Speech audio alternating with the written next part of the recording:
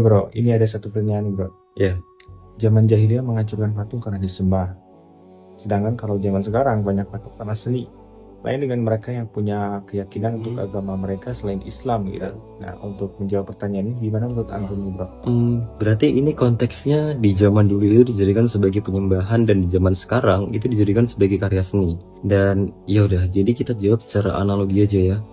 Kalau di zaman dulu dijadikan sebagai penyembahan, itu benar karena itu juga diharamkan, juga dilarang oleh Rasulullah SAW. Di mana saat itu kita sebelum menyebarkan sholat, kita harus bertauhid dulu, yaitu menghancurkan berhala-berhala, barulah kita sholat.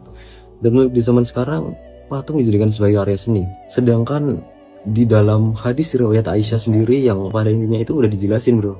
Kalau waktu itu Aisyah radhiyallahu anha itu istri Rasulullah SAW memasang sebuah lukisan di tirai atau di kain di dalam rumahnya dan spontan langsung dirobek sama Rasulullah SAW.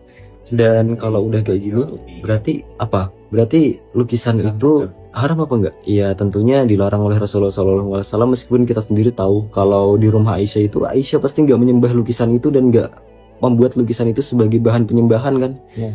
Pasti dijadikan sebagai pajangan aja atau karya seni oleh Aisyah radhiyallahu anha. Pastinya nggak dibuat dengan bahan penyembahan. Jadi gimana? Ya, jadi mungkin syirik ini berkembang gitu dari masa ke masa gitu. Jadi bukan perihal disembah itu saja, tapi ya memang ya, syirik ini seperti tergerus oleh zamannya masing-masing gitu.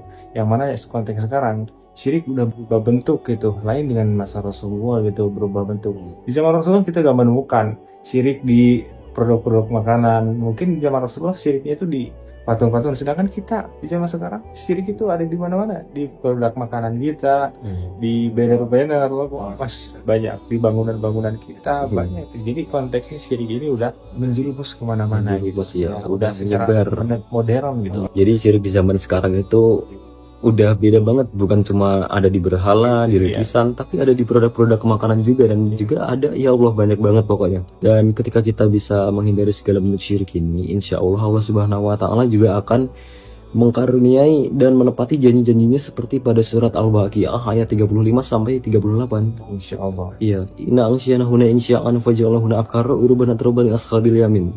Nah, Allah Subhanahu wa Ta'ala akan menghadiahkan itu semua, kalian cari sendiri aja ya. Ya, oke bro, makasih bro. Sama-sama, Masya Allah.